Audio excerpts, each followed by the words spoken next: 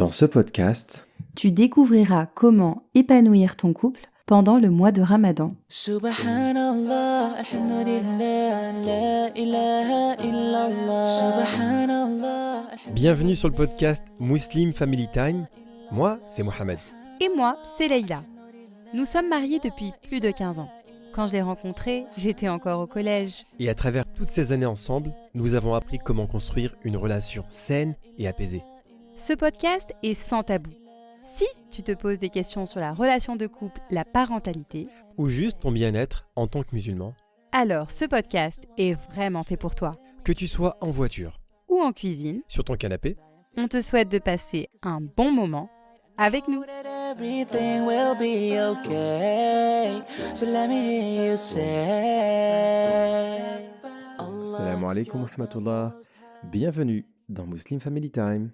Salam alaikum. Comment ça va? Ça va, alhamdoulilah, et toi, Mohamed? Mademoiselle Leïla est en notre compagnie, comme d'habitude, pour ce nouvel épisode. Oui. Bah écoute, la semaine dernière, on avait un épisode sur le Ramadan. Oui. Pas mal de questions, pas mal de bons retours, alhamdoulilah. Alhamdoulilah. Et on s'était dit que On allait continuer sur notre série spéciale mois de Ramadan. on va carrément faire une série, t'es sérieuse? Ouais, je crois bien. Toi qui nous écoutes, cher auditeur ou auditrice, nous allons aujourd'hui vous proposer, Inch'Allah, un nouvel épisode concernant... Alors, l'épanouissement du couple pendant le mois de Ramadan. Alors déjà, juste le titre, ça m'indique des choses par rapport au couple. J'ai l'impression qu'on va y retourner. Il faut dire que la thématique du couple, du mariage, elle fait fureur. Il faut dire que ce sont les podcasts les plus écoutés. Donc, on voit qu'il y a une demande. Alors, j'imagine qu'il y a beaucoup de gens qui sont mariés, qui sont épanouis, qui nous écoutent. Et puis, il y en a qui ne le sont pas. Et...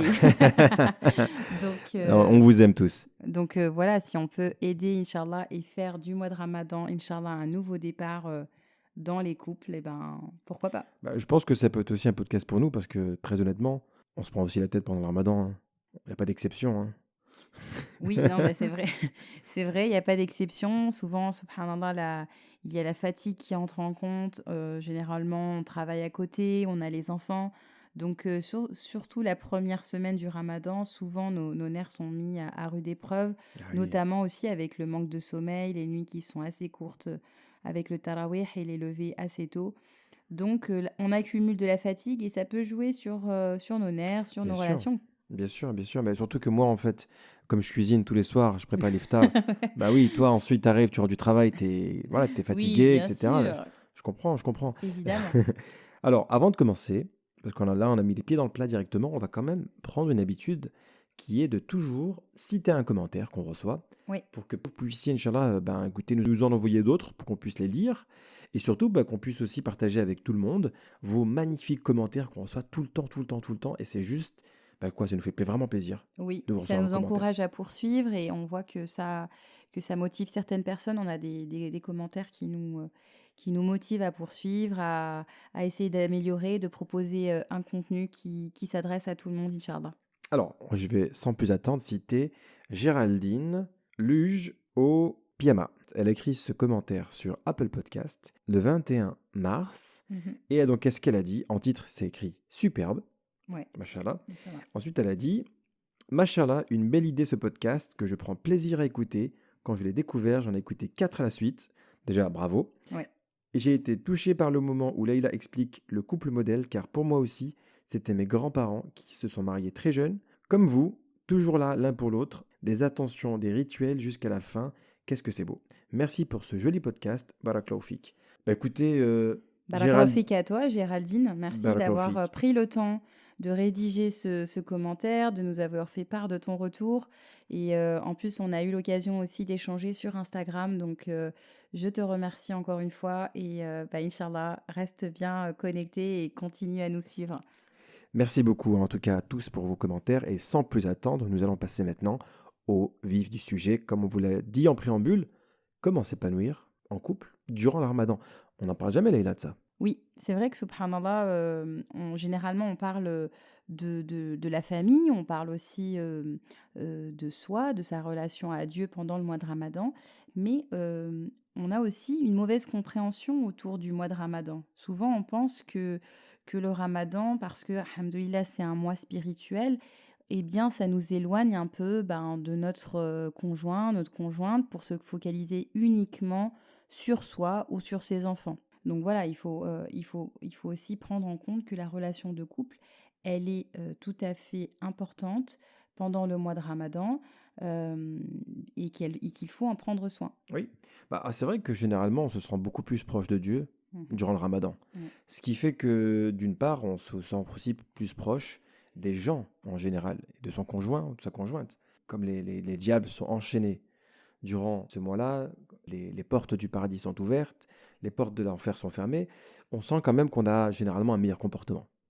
D'accord? Oui. Donc c'est vrai que généralement, on est mieux aussi avec sa femme, avec son mari, tu vois. Même si, il peut y avoir quelques petites tensions. Surtout Bah quand oui, on a faim, quoi. comme on le disait, il y a aussi tout l'aspect de la fatigue qui entre en compte.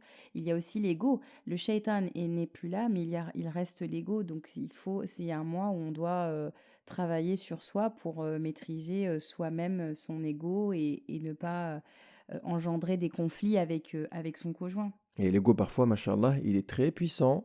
Ouais, Il n'a pas besoin de shaitan pour faire des problèmes. ça c'est Tu clair. vois ce que je veux dire? C'est clair. Donc, surtout quand tu as faim, je peux t'assurer que parfois, tu ne te contrôles pas. Oui, voilà. Et ce que je voulais vraiment préciser aussi avant de commencer, je vais faire un petit disclaimer. Vraiment, on n'est pas là pour rentrer dans tout ce qui est... on va pas évoquer ce qui est permis ou non dans la relation de couple concernant les gestes tendres que l'on peut avoir ou les relations intimes, etc. Ça, c'est du domaine du fiqh. Nous ne sommes pas habilités à aborder ces thématiques-là. On va aborder principalement l'aspect du bien-être, de la relation sereine et épanouissante dans le mariage, pendant le mois de Ramadan. D'accord, très bien. Écoute, Alors, qu'est-ce que tu nous as préparé, Leïla, pour commencer ce podcast? Je sais que, machin, d'habitude, tu as toujours plusieurs points à évoquer. ouais. Donc là, j'ai l'impression que tu en as préparé 6. C'est ça, c'est bien ça. On a préparé 6 points pour essayer de faire de ce mois de Ramadan un mois épanouissant pour le couple. D'accord? Pour commencer, déjà, bien au-delà du mois de Ramadan, il faut savoir que pour qu'un mariage soit épanouissant, il faut pouvoir l'enrichir. L'enrichir, cet enrichissement, il passe par plusieurs aspects et il est essentiel pour entretenir la relation de couple et l'amour que l'on a pour son mari ou son épouse. Donc par exemple, comment on peut enrichir son couple? Tout simplement Aller à la banque, mettre beaucoup d'argent sur un compte. Inch'Allah, il va s'enrichir. Alors non, s'enrichir, Mohamed, je précise, c'est déjà par exemple maintenir une certaine complicité, c'est avoir des échanges, des discussions riches, des partages avec son époux, son épouse, c'est partager des lectures que l'on a pu faire, c'est partager des rencontres que l'on a pu avoir. Donc tous Des ces, moments de qualité, quoi. tout à fait, mais on le partage avec l'autre. Donc, c'est des moments importants. Donc, bien au-delà de ça, c'est des moments qu'on doit favoriser bien au-delà du mois de Ramadan. Maintenant, partons du postulat que vous avez des tensions dans votre couple, que vous avez des difficultés, que vous rencontrez des difficultés. Ce que je vais vous inviter à faire avant d'évoquer les 6 points, c'est d'essayer de vous dire qu'Inch'Allah, ce mois de Ramadan qui arrive, le mois de Ramadan 2021, faites de ce mois le mois qui va être le point de départ pour vous retrouver, pour Une nouvelle étape, une nouvelle étape, une nouvelle page, une nouvelle page, un nouveau livre. oui c'est bon, un nouveau point de départ. Partez dans cette niya, dans cette intention que vous allez mettre tout en œuvre, Inch'Allah, pour faire de ce mois un mois qui va vous rapprocher de votre époux et on va évoquer certains points pour cela. Qui va vous rapprocher d'Allah, bien évidemment, d'abord. Bien sûr. Ensuite, de votre époux. Ensuite, du reste, des gens que vous appréciez, que vous aimez. Alors moi, je suis impatient de savoir ces points-là parce que généralement, oui, les couples ont besoin de se rapprocher tout au long de l'année, pas seulement que durant le mois du Ramadan. Évidemment. Mais si le mois du Ramadan peut être le moment opportun pour clarifier des choses, pour, je sais pas moi, Crever l'abcès. crever l'abcès entre guillemets, Voilà. c'est le bon moment, les amis. Vous avez voulu clarifier un point, c'est le moment de le faire parce que c'est le Ramadan. Si vous le faites pas maintenant, quand est-ce que vous allez le faire? Voilà, souvent on se donne des objectifs personnels par rapport à soi et à Dieu, c'est ce qui est très important. On va avoir, euh, on va avoir des objectifs en termes de Coran, en termes de lecture de Coran, en termes de prières surérogatoires. On va avoir des objectifs aussi avec nos enfants, d'activités qu'on peut mettre en place avec eux. Mais faites aussi, mettez en place des objectifs que vous allez entreprendre à deux pour votre mariage, pour le sauver si vous êtes dans une étape difficile dans votre couple, ou alors si, hamdouillah, si vous êtes dans un mariage épanouissant, pour le rendre encore plus beau et encore consolider vos liens. Avec des bons petits plans, Inch'Allah. Ok, on continue. Alors, sans plus attendre, nous allons commencer avec le premier point et la jingle. Brrr, 6 premiers points. Les 6 points pour commencer son ramadan avec l'homme ou la femme de sa vie. Voilà, Écoutez, c'est un super il n'y a pas de jingle animateur. dans ce podcast, alors je vais en créer un. Voilà, Donc, tu fais un super animateur. le premier point, Alors, Leïla, c'est se pardonner. se pardonner, voilà. Voilà. Il y a un blanc, voilà. Voilà. Se pardonner. Donc, subhanallah, avant de pouvoir entamer des nouvelles choses ensemble, de mettre en place on va évoquer les points, mais des moments qui vont vous rapprocher, comment voulez-vous avancer si déjà votre cœur est entaché vis-à-vis de l'autre? Demandez pardon, apprendre à pardonner. Déjà, sachez que, subhanallah, le pardon, c'est déjà une première étape qui va vous faire du bien à vous. Avant de pardonner à l'autre, faites-vous du bien. Celui qui ne pardonne pas à l'autre, il est dans un état de souffrance, il est dans un état de rancœur. Parfois aussi, c'est pas facile de pardonner. Tu sais, si quelqu'un t'a fait du mal et que ce mal-là est profond, bah, le fait de pardonner, c'est pas évident non plus, hein. Oui. Maintenant, je te rejoins effectivement sur le fait que quand tu pardonnes, tu te rends service à toi-même. Oui. Avant de rendre service à la personne qui a fait du mal, Oui. bah, tu te rends service à toi-même. Moi, je me souviens très bien de cette histoire d'un professeur d'université qui avait donné l'expérience à ses élèves en leur disant: vous allez tous ensemble prendre un sac de pommes de terre. D'accord? Sur ce sac de pommes de terre, vous allez écrire sur chaque pomme de terre les noms des gens qui vous ont fait du mal et que vous n'arrivez pas à pardonner. Donc, il y en avait qui en avaient 14, il y en avait qui avaient 80 pommes de terre. Il y avait des personnes qui avaient 2-3 pommes de terre. Et il leur a demandé de garder ces pommes de terre tout au long de la semaine, tant qu'ils n'avaient pas pardonné à ces gens-là. Une fois, par exemple, qu'ils pardonnaient à une personne, ils retiraient une pomme de terre de ce sac qu'ils avaient. Alors, qu'est-ce qui s'est passé? C'est qu'au fil des jours, les gens devaient se trimballer toutes ces pommes de terre avec eux. Les gens qui avaient beaucoup de personnes à pardonner, ils devaient se trimballer un sac énorme. Et les gens qui vivaient avec une ou deux personnes à qui ils n'arrivaient pas à pardonner, eh ben, c'était très facile pour eux. Au fil des jours, qu'est-ce qui s'est passé? C'est que les gens ont commencé à enlever les pommes de terre parce qu'elles commençaient à sentir mauvais, etc. Et à la fin de la semaine, bah, tout le monde a compris qu'en fait, quand on pardonne, c'est qu'on se rend service à soi-même. On se libère déjà soi-même d'un poids, comme tu dis, si je reprends Voilà. ton histoire. Donc là, en l'occurrence, on va commencer, Inch'Allah, le mois du Ramadan. J'espère que tu vas me demander pardon pour tout ce que tu as fait de mal. Mon Dieu, Parce je m'y que attendais je pas ne à te le dis celle-là. pas, je ne le dis pas. Ben voilà, mais c'est la vérité, Leïla. Oui, d'accord, si tu veux. Je te demande Tu vas pardon. commencer quand? T'as encore 2-3 jours avant le Ramadan, Inch'Allah. Mohamed, je te demande pardon. Bon, Je sais pas réfléchir. pourquoi, Je mais vais- vas-y. Je vais réfléchir si je te pardonne. Non, mais sincèrement, en fait, déjà dans ce mois de Ramadan, on espère tous le pardon de Dieu. On l'espère tous. On va, Inch'Allah, invoquer qu'Allah nous pardonne pour pouvoir accéder, Inch'Allah, au paradis. Et on est dans un état de soumission, on est dans un état d'humilité envers Dieu. On se sent faible, on se sent, on a besoin de son aide, on a besoin de son pardon. Et pourquoi, Inch'Allah, ne pas avoir cette posture vis-à-vis des autres en se disant Bien sûr. pourquoi je ne vais pas pardonner Bien aux sûr. autres? Ce que je demande à Dieu, ce que j'attends de Dieu, pourquoi moi je ne peux pas le donner Bien sûr. Bien alors sûr. que nous, on est bien plus pécheurs que les humains, subhanallah. Alors, quand tu as du mal à pardonner à quelqu'un, imagine-toi comment Dieu va réagir si tu lui demandes pardon. Est-ce que tu voudrais que Dieu te pardonne rapidement ou est-ce que justement tu voudrais que Dieu attende avant de te pardonner? Moi, c'est comme ça que je vois la chose, c'est que le pardon, c'est un bienfait énorme. C'est un bonheur de savoir qu'on est pardonné par Allah. Tu vois? Mm. Alors toi, imagine, quand quelqu'un te demande pardon, tu te dis non, je lui pardonne pas, il m'a fait ci, il m'a fait ça. Est-ce que tu aimerais bien qu'on te traite de la même façon? Je pense que non. Mm.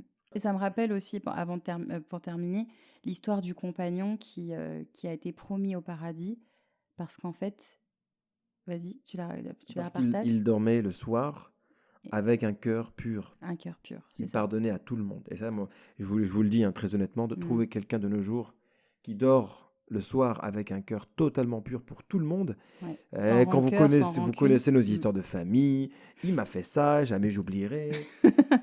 Même pas histoire de famille, l'histoire de couple. Oui. Mais jamais de la vie, moi jamais ça passera avec moi. Tu vois. C'est vrai. Donc là, bon Leïla, pour rebondir sur ce que tu viens de dire, je te pardonne. D'accord. Et toi, t'as rien à... Je te demande pardon aussi Leïla. Ah, Je suis d'accord. toujours en retard. Ah mon Dieu. Ah mon Dieu. Ouais, Ouais, bon, bah ça, il va falloir travailler. c'est mon Bon, problème. tu me demandes... Mais bon, dans les étapes du pardon, il y a dire pardon, et puis il y a aussi promettre de ne pas recommencer les mêmes Inch'Allah, je bêtises. commencerai pas. Je vais Inch'Allah. m'acheter une montre.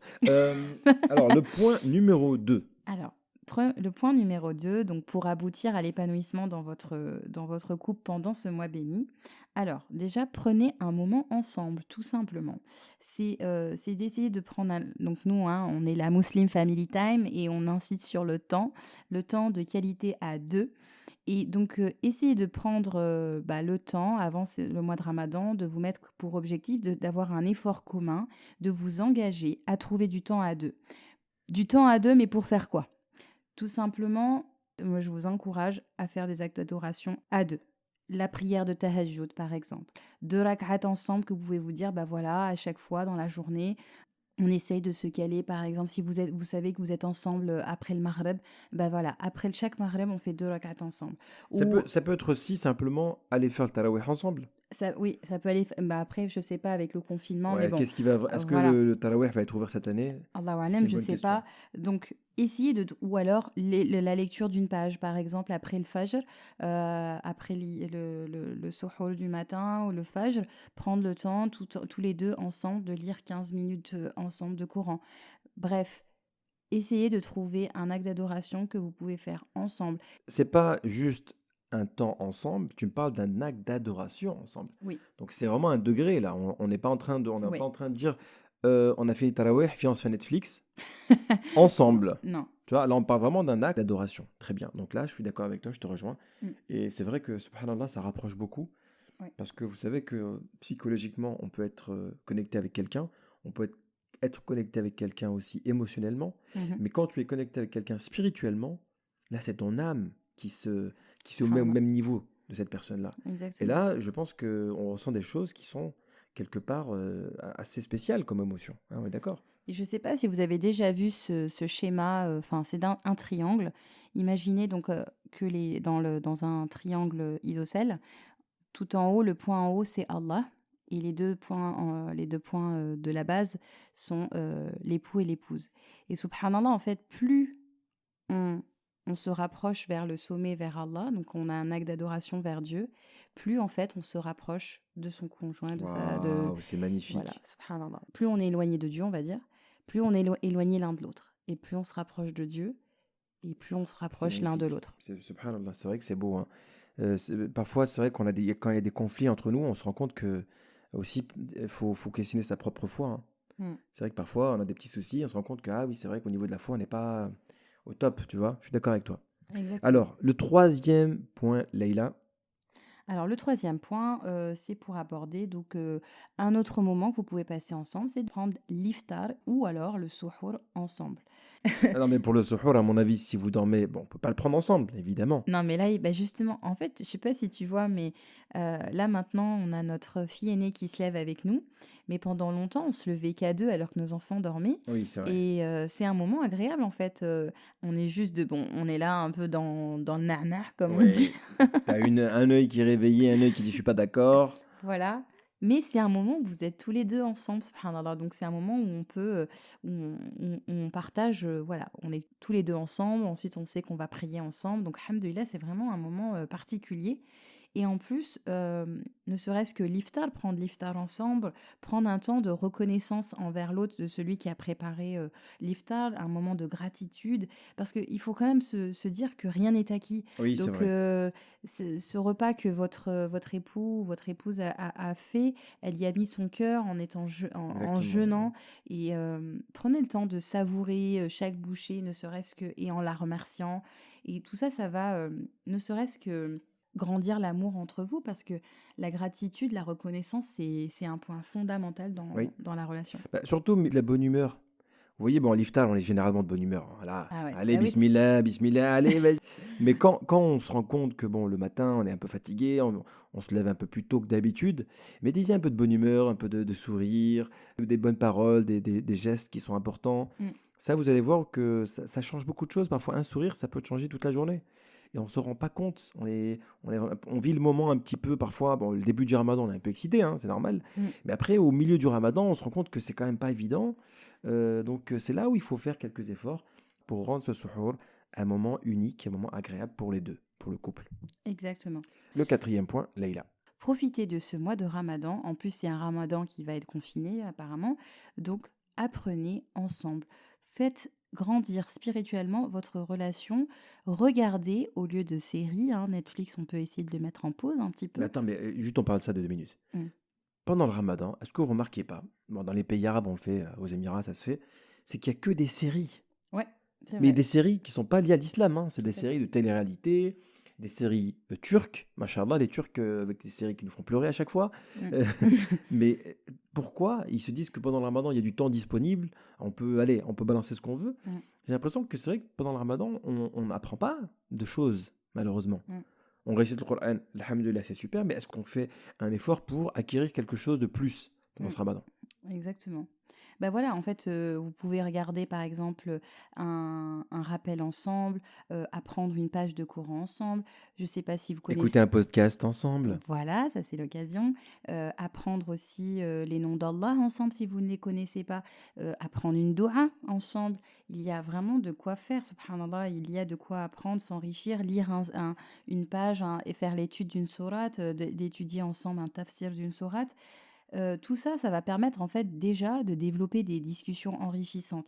Et au-delà de ça, en fait, subhanallah, quand on voit que l'autre apprend et que par exemple il parvient à apprendre avec une belle lecture du Coran par exemple, ça va créer de l'admiration. On va être Oui, admiratif c'est de vrai, ce que l'autre. c'est Et vrai, quand on est dans l'admiration de l'autre, ça rallume une certaine flamme en fait. c'est vrai. Quand tu vois que l'autre, tu te dis ah machallah, il a appris. Ça va créer du jeu, de la complicité, de l'admiration, et ça va notamment consolider le couple, Inch'Allah. Je suis tout à fait d'accord avec toi. Je trouve que pour admirer quelqu'un, il faut toujours voir en lui quelque chose de spécial. Et si en plus il fait cette chose-là dans l'adoration d'Allah, ça va que amplifier cette attraction chez cette personne-là. Et donc effectivement, il faut continuer à apprendre ensemble. Le 5e point. Alors, le 5e point, eh bien, soyez attentionnés avec des mots doux, des gestes, donner la main. Un mot, un geste, un sourire, comme on vient de préciser auparavant, peut changer une journée. Et vous vous rendez pas compte, parfois, bon, je le dis en tant qu'homme, on vous voit cuisiner, on vous voit préparer le iftar. Pour nous, quelque part, désolé de ce que je vais dire, mais pour nous, c'est un peu normal. D'accord, ok. C'est vraiment Oui, pas mais gentil. justement, je disais C'est que pas rien n'est gentil. acquis, justement. Rien n'est acquis, mais je dois quand même vous le dire, en tant qu'homme, c'est un peu ça qu'on ressent. C'est qu'on a vu nos mamans cuisiner, on a vu nos sœurs cuisiner, on voit nos femmes cuisiner, et on se rend compte que oui, c'est l'iftar, c'est normal, tu vois. Et je trouve qu'en tant qu'homme, il faudrait qu'aussi on puisse avoir un geste attentionné, vous aider même à faire l'iftar, vous donner de l'attention, vous donner des mots doux, Des paroles valorisantes. des paroles valorisantes. Ben, je pense justement, d'ailleurs, c'est le point d'après. Mais vous montrez que durant ce mois-là, on connaît la difficulté que c'est de faire à manger tous les soirs. Et ce mot, ce petit geste va faire la différence, je vous le promets. Parfois, on mange l'iftar et on dit même plus « Oh, c'est bon ». On mange tout simplement. Bon, il faut... Ok, je vais au tarawih. Allez, salam alaikum. Tu vois, on prend plus le temps d'apprécier les choses. Et je suis désolé, c'est très important d'apprécier les choses. Tout à fait. Voilà, vous pouvez laisser des petits mots à la maison, un petit mot sur le frigo pour encourager si vous partez au travail, envoyer un petit Va mot sur manger une WhatsApp. date. Va manger une date, oui, oui, bien sûr. Mais un petit message sur WhatsApp, ça peut être pas mal de choses, subhanallah, des choses simples, mais qui vont, Inch'Allah, réchauffer le cœur de votre époux ou votre épouse. Voilà, super. Bah écoute, le point numéro 6, on en a déjà parlé, c'est justement De s'encourager, de ne pas se critiquer. Encouragez-vous. Voilà, par exemple, si vous voyez que l'un a du mal à se lever, bah, évitez les ah non, mais là tu dors, mais enfin voilà, c'est vrai que c'est facile de critiquer c'est pendant le facile de ramadan parce voir. que Ah, tu dors encore. Si vous voyez votre épouse, par exemple, je sais pas, se reposer l'après-midi, ah, mais tu dors encore, ou des petites phrases comme ça, bah, évitez. Soyez plutôt dans dans la dans, compréhension. dans la compréhension, dans la compassion, dans l'encouragement. Si votre mari, par exemple, vient vers vous vers 1 heure de l'après-midi et vous dit Chérie, j'ai faim, voilà, vous lui dites écoute, frère, c'est que le premier jour, ok? Il reste encore 8 heures, cousin, d'accord? Ouais, donc non, mais blague à part, s'il y a des moments où vous voyez que votre conjoint ou votre conjointe a des difficultés, il faut essayer de s'encourager. Il faut pas essayer de. Il y a des frères et des sœurs pour qui, ben, je suis désolé de le dire, mais pour qui se lever à la prière du Fajr, c'est difficile. Oui. Alors leur demander de se lever une demi-heure, 45 minutes avant le Fajr pour aller manger, c'est un challenge, tu vois. Ouais. C'est pas évident. Donc il faut vraiment essayer de s'encourager. Il faut essayer de. Il y a des gens qui n'arrivent pas après Taraweh. Tu dis moi, Taraweh, j'arrive pas. Ayez du bon Soupçon. soupçon, ayez des bonnes paroles les uns envers les autres. C'est difficile pour tout le monde. Il faut s'encourager. Exactement. Et subhanallah, en fait, je ne sais pas si tu remarques la même chose, mais souvent, au début du mariage, on a cette compassion envers l'autre, on a cette rahma, on a Parce cette... qu'on se kiffe. On se kiffe. Et pourquoi, après plusieurs années de mariage, on voit des couples, on voit l'un envers l'autre être vraiment dur avec l'autre, avoir cette vision, pas dénigrement, mais voilà, dire, bah attends, si tu te lèves pas au souhour, on oublie cette compassion qu'on avait, en Ah, mais fait. ça, malheureusement, c'est qu'on s'habitue à l'autre. Ouais, Avec les années, on s'habitue à l'autre. Mais comment ne plus s'habituer aux autres? Ben, votre cerveau, il est conditionné comme ça. ouais, c'est vrai. Essayez d'imaginer, durant cette semaine, essayez d'imaginer votre vie sans cette personne, sans votre mari, sans votre femme. Et essayez d'imaginer comment vous allez le vivre. Et vous allez tout de suite vous sentir dans un état où vous allez vous dire, oh, ah ouais, ah non, mais je pourrais pas faire ci, je pourrais pas faire ça. Elle est tellement importante, il est tellement important pour moi. Et là, vous allez peut-être commencer à changer quelques habitudes en vous disant que on réalise souvent l'importance de quelqu'un uniquement lorsqu'on l'a plus. Vous n'attendez pas surtout de ne plus la voir pour pouvoir commencer à dire ah mais j'aurais dû faire ci, j'aurais dû faire Ouais. ça. N'attendez pas d'avoir des regrets. Voilà, Tout à fait. les années elles passent et on va tous à un moment donné retourner vers notre Seigneur. Il Mm. faut en profiter parce que la vie elle passe très très très vite. Vous allez voir, nous on a 16 ans de mariage, très honnêtement on dirait qu'on s'est marié hier. Oui, c'est joli ça. Bah, c'est passé vite quoi. Après Bah, voilà. c'est bien. Ça veut Oui. dire que c'est bien. C'est positif. Non mais la vie passe vite en général quoi. D'accord. Tu vois ce que je veux dire ou pas? Oui. Allez, le dernier point. Allez, le dernier point, c'est, on avait dit 6 points, mais là, on va vous donner un point bonus. C'est le 7e point. Et c'est, Faites des doigts l'un pour l'autre. Faites des invocations l'un pour l'autre. Invoquer pour l'autre, bah, sans lui dire subhanallah. Invoquer pour l'autre, ça va vous permettre de développer encore plus d'amour. Je pense qu'il n'y a pas plus beau cadeau que l'on peut faire pour... Déjà, subhanallah, le prophète sallallahu alayhi wa sallam disait le meilleur des croyants est celui qui aime pour son frère ce qu'il aime pour lui-même. Donc n'oubliez pas que votre époux, votre épouse est d'abord votre frère et sœur en Dieu. Donc imaginez, subhanallah, que vous invoquez au milieu de la nuit pour votre époux, pour votre épouse, qu'il lui accorde une longue vie, une bonne santé, qu'il le préserve, qu'il le comble de ses bienfaits. qui fasse qu'elle puisse comprendre certaines choses que vous n'arrivez pas à lui faire comprendre. Voilà, qu'Allah qu'Allah le comble de tous ses bienfaits, qui lui permettent de s'épanouir ici-bas et dans l'au-delà, qu'Allah lui permette qu'il soit pour vous un compagnon à vos côtés au paradis, Inch'Allah. Tout J'ai envie de ceci- dire Amin à chaque fois. Amin, Amin, Amin. Je sais pas pourquoi je suis comme ça. Amin. Non mais c'est vrai, attendez. Mais quand on fait ça, subhanallah, on développe cet amour en Je fait. suis d'accord avec toi à 100%. Et je trouve que même, moi personnellement, je te le dis, moi personnellement, je ne te fais pas suffisamment de doigts. Tu vois, Bah, je me fais des doigts pour moi, pour ma famille, pour mes parents, etc. Mais pour mon épouse, je le fais, mais pour moi, c'est naturel. Quand je fais des doigts pour moi, c'est toi, t'es inclus dedans, tu vois. Mais en fait, non. Il faudrait que je te fasse des doigts vraiment précises. Voilà, ça Tu serait vois? ton objectif pour le Je mois de pense que Ramadan. pour ce Ramadan, Inch'Allah, D'accord. je vais faire des doigts pour Est-ce toi. que je Mais dois te pardonner pour ça? Ah, là, il faut revenir au point 1. non, je la déteste. Alors, il Parce faut que- vraiment. Non, mais pour de vrai, je vais te faire des invocations, mais vraiment de manière précise, tu vois. Mm. Pas juste des trucs, Et ouais. citer le nom. Vous savez, Voilà. subhanallah, quand on part au Hajj, généralement, on demande aux gens, est-ce que tu as des doigts? On fait une liste de doigts. On dit, voilà, est-ce que tu veux que je fasse des doigts pour toi? Parce que voilà, tout le monde vient, il vous dit, ouais, fais tel doigt pour moi. Et généralement, les hujjaj qui partent, ils prennent le temps de noter les noms des personnes pour qui ils vont invoquer pour oublier personne.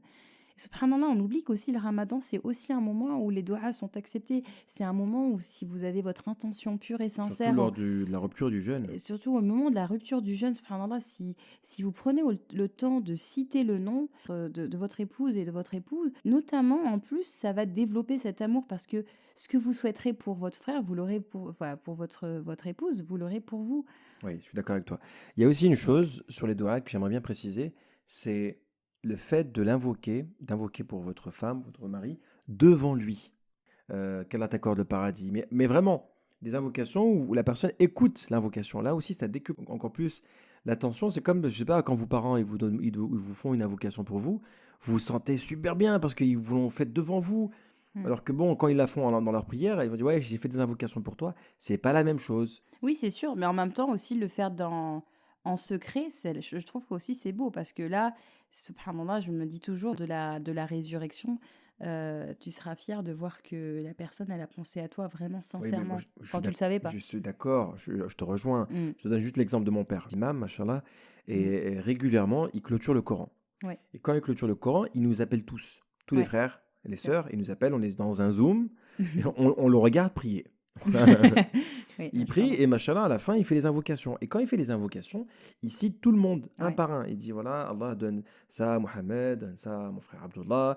Et donc, nous, ça nous touche, parce qu'on sent que notre Père, il nous fait des invocations en citant notre nom. exactement, Tu c'est vois, vrai. si je savais qu'il me faisait des invocations sans me le dire, ça ne me toucherait pas de la même façon. Tu vois, Oui, là, je le vois dans son rapport avec Allah et il fait des invocations avec notre nom à nous. Tu vois, donc si tu fais des invocations en présence de ta femme en la citant, je trouve que ça va ajouter des choses. Mais après, il faut avoir le courage de dire à ta femme, qu'Allah qui t'accorde la compréhension, qu'Allah qui te d'accord. donne la patience. Oui, qu'Allah pourquoi? qui te- Avec toi? Non, Tu fais des doigts qui t'arrangent. je rigolais pas, j'étais sincère là. D'accord. C'est vrai qu'il te donne la patience, qui te Eh donne oui. la faculté de comprendre certaines choses, qui t'apprennent à faire la cuisine. Ah Bon, non, bref, mais je c'est rigole. pas possible, il Non, me mais je fait passer rigole. pour celle qui sait pas cuisiner. Je rigole, je rigole. Ça fait combien Très de bien. podcasts que tu me le sors à Pour chaque de fois? vrai, pour de vrai, je rigole pas. Elle fait très très bien la cuisine Eh oh. depuis qu'elle a Thermomix. Allez, on continue. On continue. C'est pas On possible. continue. Je vais le tuer. Parce que c'est pas possible. Avant le ramadan, on va s'embrouiller, tu vois.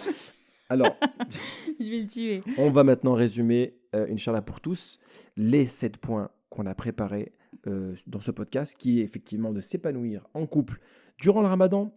Là, il a le premier point. Alors déjà, Inch'Allah, prenez le temps de vous pardonner.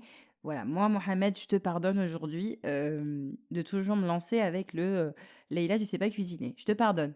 Voilà, Parce que c'est maintenant, vrai. en fait, je me dis que je vais plus te cuisiner du tout, et puis je te pardonne, tu vois. Bon, c'est vrai, Voilà. écoute, j'ai un peu abusé sur ça, je suis d'accord avec toi. Le deuxième point, il faut prendre du temps ensemble, prendre un moment de qualité ensemble où vous allez pouvoir faire un acte d'adoration à deux. Exactement. Troisième point, Prendre l'iftar ou le suhour ensemble, un moment où vous serez là pour remercier l'autre, lui démontrer votre gratitude. Et puis c'est un moment d'échange, un moment de joie dans ces deux moments, puisque on jeûne tout au long de la journée et on est heureux de se retrouver autour d'un plat. quatrième point, apprenez ensemble, grandir spirituellement vos connaissances ensemble durant ce mois béni, chacun de vous personnellement, d'avoir des objectifs sur lesquels vous pouvez vous juger à la fin et savoir qu'est-ce que vous avez appris en plus, parce que il faut profiter de chaque instant, chaque jour de ce ramadan pour pouvoir enrichir vos connaissances.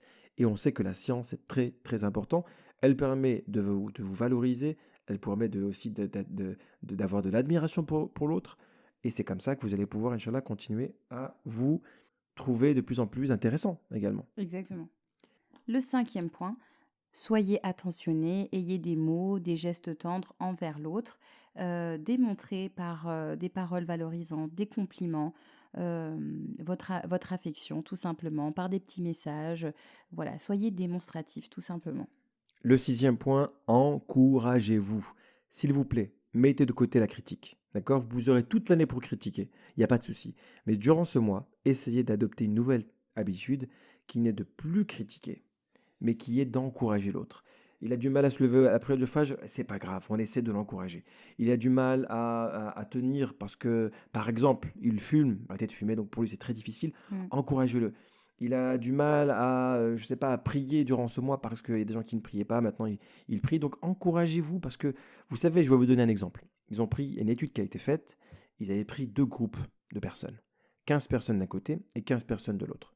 Ça, c'est une étude que j'avais lue dans un livre de psychologie et qui démontrait que le groupe de 15 personnes qu'on avait dans un premier temps, on les avait uniquement critiqués. Le groupe de 15 personnes qu'on avait dans un second temps, on les avait uniquement encouragés. Ces 2 groupes, ils faisaient les mêmes erreurs. Et devinez celui qui a eu les meilleurs résultats, c'est le groupe qu'on avait encouragé. Quand vous critiquez quelqu'un, il est très difficile pour lui de comprendre son erreur et de se surpasser. Il n'a pas l'émotion positive nécessaire pour pouvoir aller plus loin. Alors que le groupe qui est encouragé, malgré ses erreurs, il essaye toujours de faire beaucoup mieux parce qu'on l'encourage. Donc vraiment, j'insiste encore là-dessus, si vous avez un mari ou une femme, tout de suite, je vous conseille d'arrêter la critique et d'essayer uniquement les compliments. Inch'Allah. Le dernier point. Le dernier point, faites des doigts pour l'autre, invoquez pour l'autre en secret, mais aussi, comme tu as si bien dit, devant lui, afin de développer encore plus d'amour pour l'autre. Souhaitez-lui ce que vous souhaitez pour vous-même.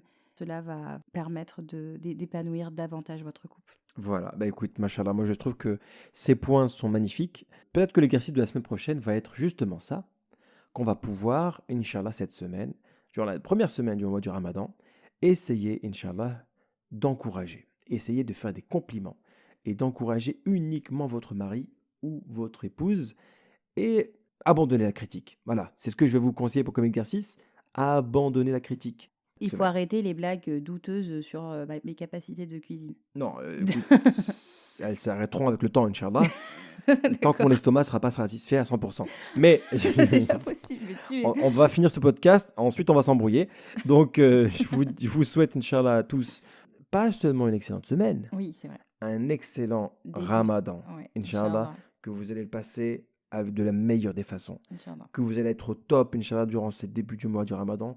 Vous allez apprécier chaque jour. Qu'Allah nous permette de vraiment tirer profit de ce mois. Faites en sorte que ce Ramadan soit le meilleur de Ramadan. tous les Ramadans que vous avez fait dans votre vie. Faites en sorte que celui-ci, c'est le meilleur de tous, Inch'Allah. Vous êtes au top au niveau des prières, vous êtes au top au niveau de la récitation, au top au niveau du jeûne en lui-même, de ne pas dire de bêtises durant la journée, etc. Et Inch'Allah, évidemment, je vous souhaite d'être le meilleur époux ou la meilleure épouse durant ce mois de Ramadan, Inch'Allah. À la semaine prochaine, Inch'Allah. À très vite, Inch'Allah. Salam alaikum wa rahmatullah. Salam alaikum. Si ce podcast t'a plu, alors rejoins-nous dès maintenant sur Instagram, YouTube et Facebook. Visite également notre site internet muslimfamilytime.com. Tu y trouveras des vidéos et des articles qui te plairont sûrement. Merci encore pour ton écoute. Et en attendant, n'oublie pas de remercier Allah pour tous les bienfaits que tu as au quotidien. À très vite. Salam alaikum.